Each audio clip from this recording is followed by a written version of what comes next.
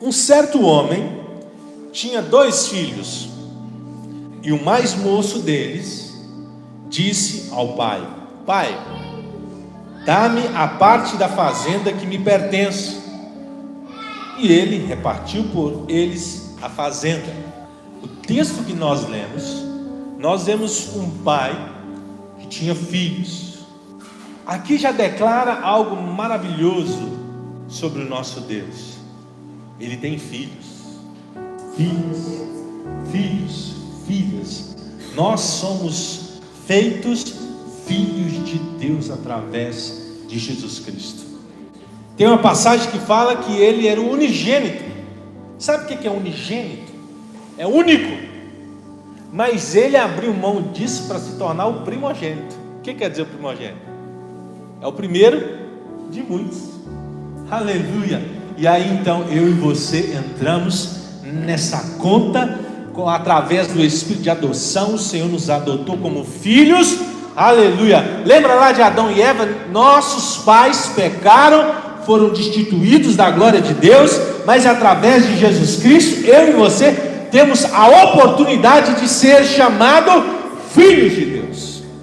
E se você ler em Provérbios capítulo 13, verso 22, vai falar que o bom pai, ele deixa uma herança para os seus filhos. Quem é pai aqui está preocupado com isso, é ou não é? Você está preocupado em deixar um legado, uma herança? Você está preocupado se você partir hoje, aonde seus filhos vão morar, o que eles vão comer? Então você está preparando fazenda. Sempre que a palavra de Deus usa esse termo fazenda, está falando de tesouro, está falando de riqueza, está falando de posses. Nós temos a oportunidade de ser co-herdeiro com Cristo, de tudo, de todas as maravilhas. Aleluia. Bendito é o Senhor. Irmãos, só aqui já é motivo de eu e você sermos gratos, amanhecermos o dia dando graças a Deus, finalizar o dia dando graças a Deus, porque quer dizer que nós temos muitas heranças, muita coisa sobre nossas vidas. O cristão, ele precisa entender essa plenitude e não se contentar com pouca coisa. Não viva aquém de quem Deus te criou para ser, irmãos. Aleluia. Se Deus diz que você pode, então você não precisa ouvir o inimigo que está falando que você não pode. Nós podemos e temos muitos direitos no reino de Deus. Agora preste atenção, a palavra de Deus, ela faz questão de frisar o filho mais moço. O que esse mais moço simboliza? Inexperiente. O filho mais inexperiente, ou menos experiente, o filho que ainda não tem maturidade, o filho que ainda não aprendeu muitas coisas. Um dia ele chegou para o seu pai e disse: Pai, me dá a parte que me pertence. O pai é bom, pediu, tem direito, opa, está aqui, toma. É nós que precisamos ter cuidado, o que fazer com aquilo que o Senhor tem colocado em nossas vidas. Quero que os irmãos prestem atenção em 3 passagens. Abra comigo, Provérbios capítulo 14, verso 12. Diz assim: há caminho que parece certo, bom ao homem, mas no final conduz à morte. Prestem atenção, é a primeira verdade que nós vamos gravar nessa noite.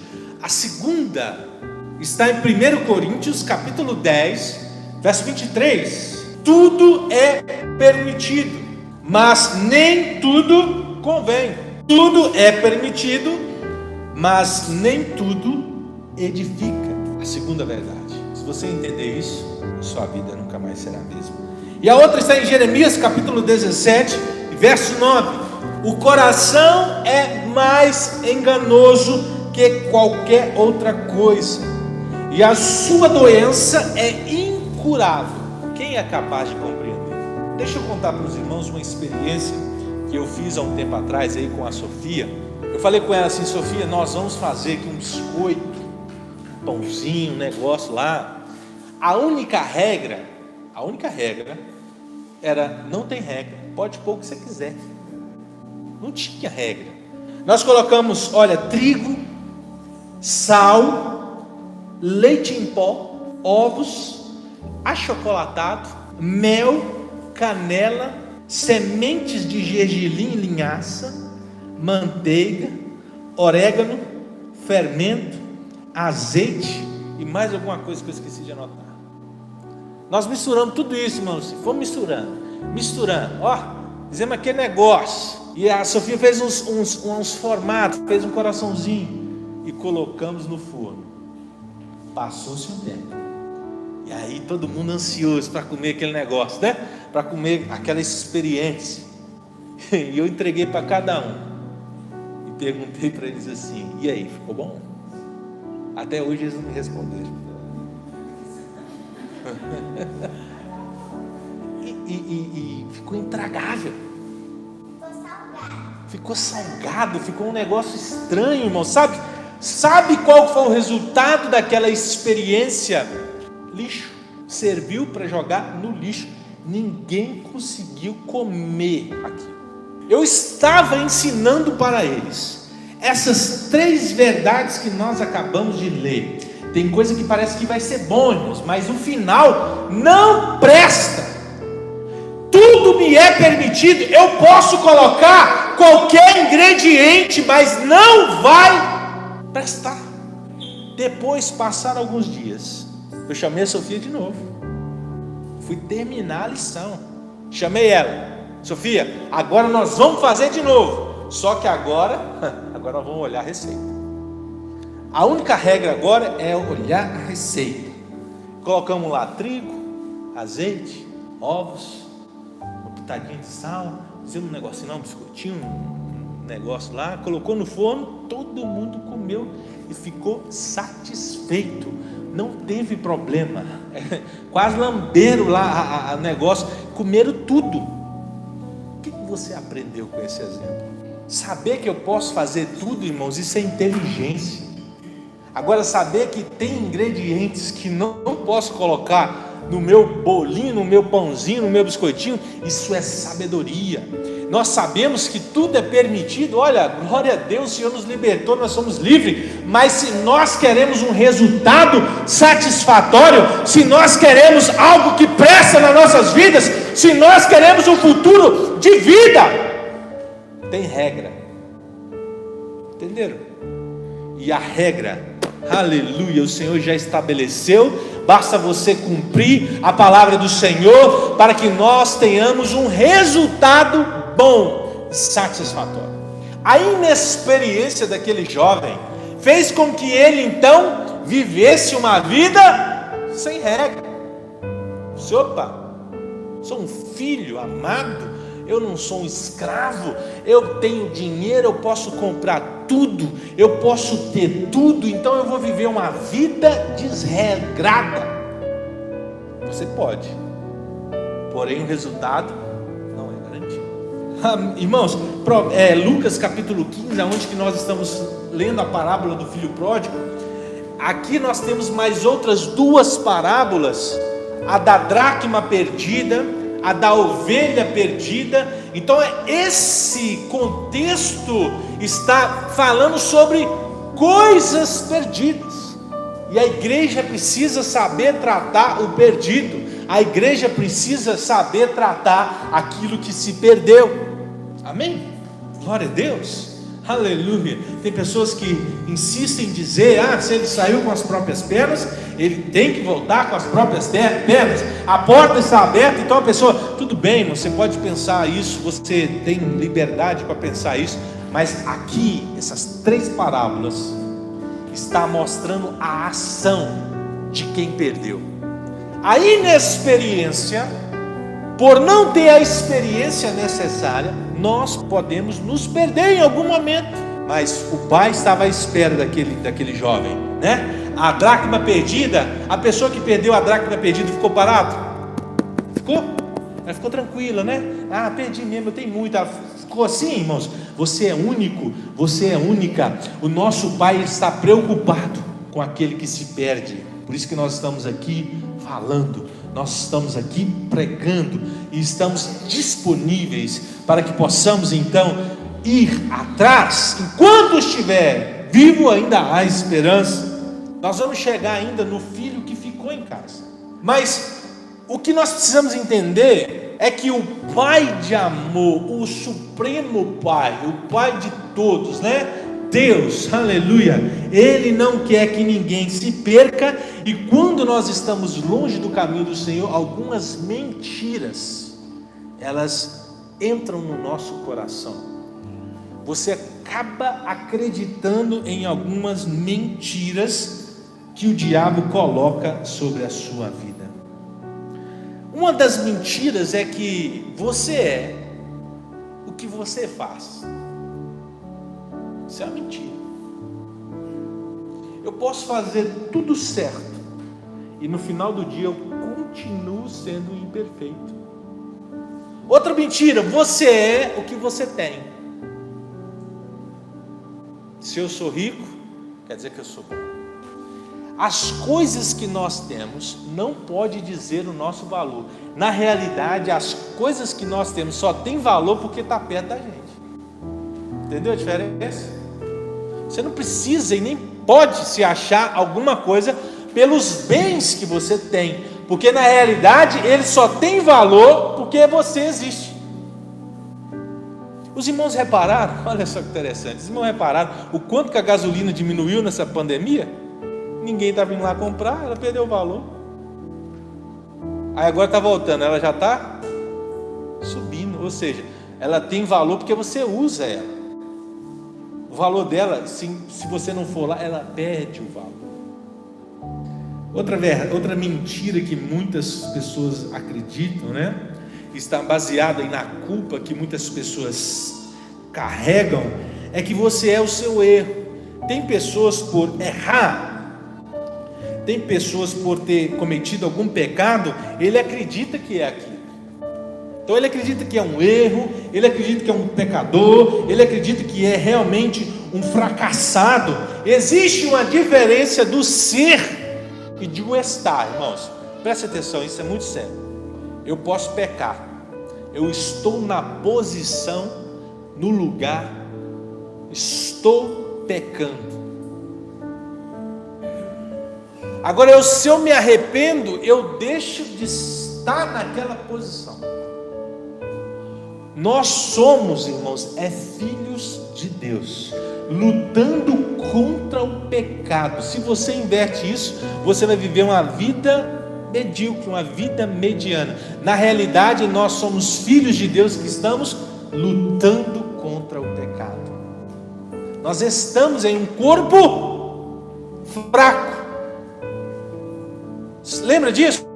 Mas o Senhor colocou em nós o seu Espírito, que é forte. Aleluia! Então, se eu estou alimentando o meu Espírito, o Espírito que está em nós, ele é forte e vai subjugar a nossa carne. Muitas pessoas, por acreditar nisso, então ao invés de ele alimentar o Espírito, ele começa ainda a alimentar mais o seu corpo. É porque eu sou um pecador mesmo, eu sou um fracassado, não tem solução para a minha vida, e continua naquilo. Você não é o seu pecado, o seu erro. Pelo contrário, o seu pecado, o seu erro, faz com que o Senhor queira ter um encontro verdadeiro com você, faz com que o Senhor ainda tenha mais vontade de estar junto com você, para te mostrar um caminho mais excelente, para curar suas feridas, para perdoar os seus pecados. Eu estou falando isso porque muitas pessoas que saem da casa do Pai, sequestrada por esses sentimentos, escravizados por esse sentimento, e não consegue lembrar o caminho de volta. Talvez alguém que está aqui, talvez alguém que vai assistir na transmissão, você não é essas coisas que eu acabei de falar.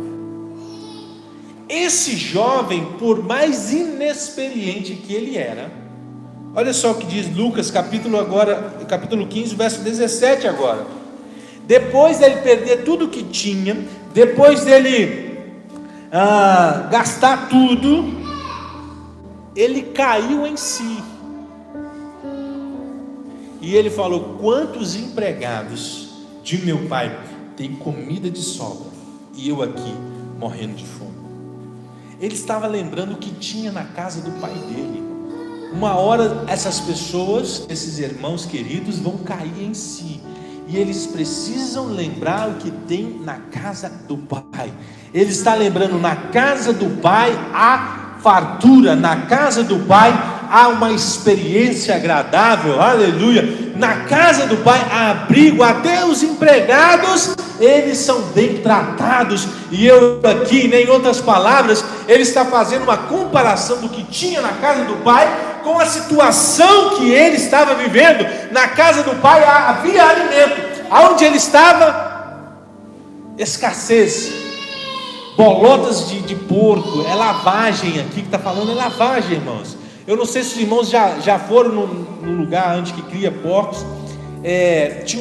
Quando eu era criança, tinha um homem que passava lá pegando resto de comida. Era um fedor, era um troço horrível. E aquele homem então estava deparando com aquela comida. O que o diabo tem, irmãos, é isso: lavagem para oferecer. Agora, nós precisamos lembrar das experiências que nós temos com Deus e não trocar essas experiências em coisas pequenas. Talvez você está pensando assim: olha, mas eu não estou longe da casa do pai. Mas o inimigo fica ao derredor com um prato te oferecendo. Muitas pessoas têm trocado um banquete com o Senhor para comer migalhas com Satanás, para comer lavagem com ele.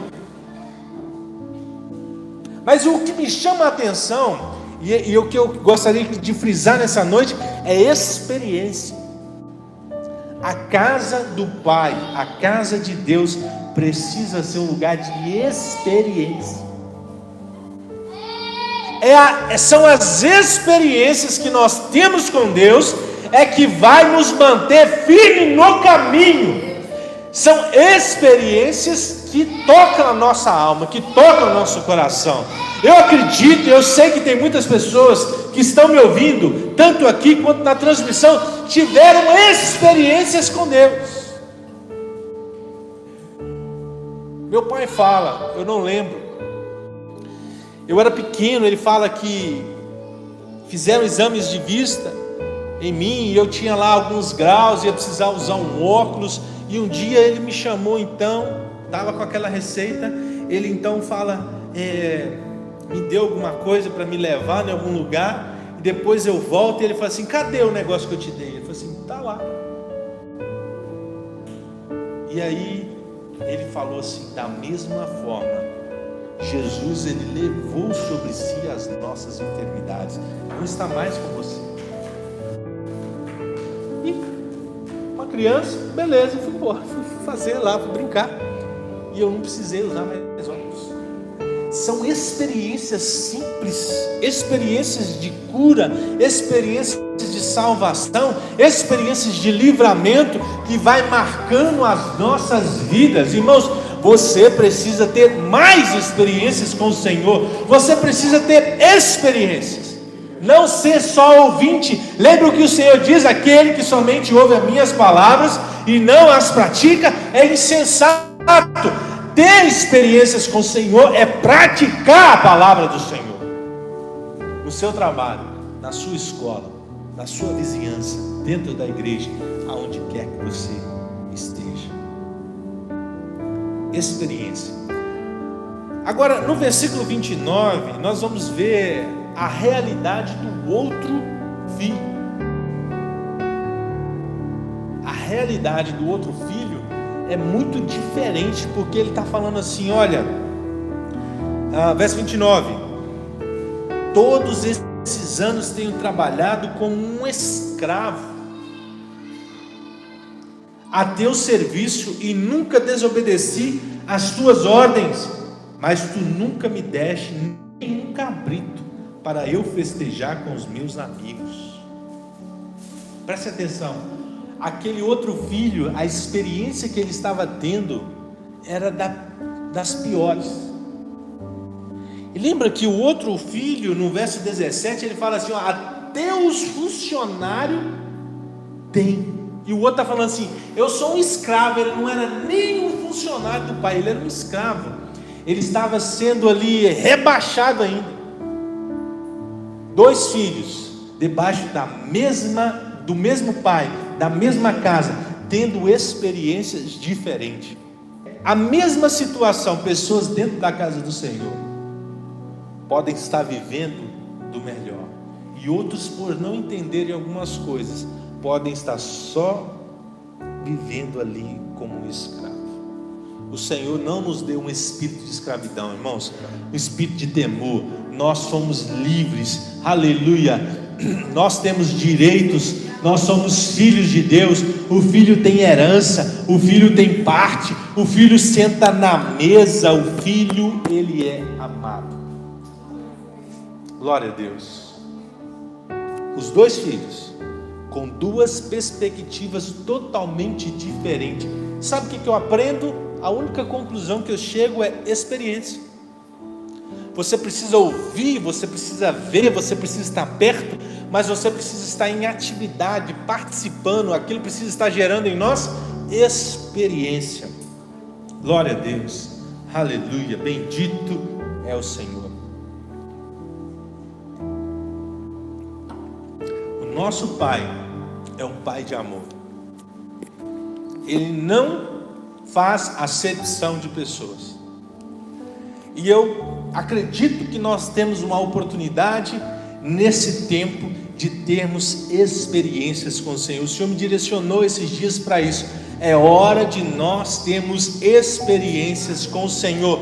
E para que nós tenhamos experiências agradáveis, você precisa saber o seu valor. Você precisa saber quem você é, para saber o que você pode fazer. E o diabo tem colocado mentira em nossas mentes, dizendo que nós somos isso, nós somos aquilo. Mas o Pai de amor, o Pai que o Senhor nos apresenta aqui, Ele é um Pai que está disponível aos seus filhos. E aquilo que os seus filhos pedem, Ele dá, Ele estende a mão. O que você precisa nessa noite? E aqui está falando, irmãos, de abundância. Esse texto que nós lemos está falando sobre fartura, fazenda, prosperidade. Um sabia que tinha herança, o outro achava que era um escravo. Eles tinham acesso à mesma fonte. O que você faria se você recebesse um cartão sem limite, um cartão de crédito sem limite? Tem gente até sorrindo numa hora dessa, ó. O que você faria? O irmão do filho pródigo não fez nada e criticou o que fez. Percebe que isso é característica do ser humano? Você vive uma vida talvez miserável e olha para o outro que está bem e fala assim: é lá, é porque também está longe do caminho do Senhor. Eu te pergunto aqui, você como filho de Deus, tendo acesso à fonte inesgotável, aleluia, tendo a experiência. Lembra o que eu falei do exemplo do biscoito que eu fiz na Ana Sofia? Vocês precisam saber quais ingredientes usar para que você tenha um resultado agradável, para que você tenha um resultado com vida, e vida com abundância. Ter alguns tipos de coisa, talvez na hora errada, vai ser muito prejudicial à sua vida espiritual. Por isso que o Pai, você precisa olhar para o Pai como alguém que vai te entregar a receita. Se você cumprir, se você obedecer a receita, você vai ter uma vida em abundância, uma vida que o final dela é boa. E alguém acredita que o pai bom é aquele que não corrige seus filhos, né? Eu vou colocar assim: o pai bom é aquele que dá uma receita, que dá uma receita do bolo para os seus filhos. Se você obedecer essa receita, você vai ser próspero, você vai ter saúde, vida em abundância. E como o brasileiro ele é complicado em relação a uma figura de autoridade. Acredita-se que 30% brasileiros não tem o nome do pai no RG deles. Sabe o que quer dizer isso? 30% do brasileiro não sabe que é uma figura paterna, uma figura de autoridade, que mostra o caminho, que puxa a rédea de vez em quando, mas que está ali protegendo. E essas pessoas, por ter falta de algo tão precioso na vida, também quando eles têm experiência com Deus, ele vai ter uma experiência limitada. Tem pessoas que, por o pai ser muito rígido, muito bravo, ignorante, então ele vai olhar para Deus e vai falar assim: se eu bobear, ele vai me pegar, vai me bater, ele vai pisar no meu pescoço. O nosso pai é um pai de amor, irmãos. A correção é diferente de espancamento, né? Mas se eu não tenho experiências boas aqui com o meu pai terrestre, eu vou imaginar coisas terríveis com o pai espiritual.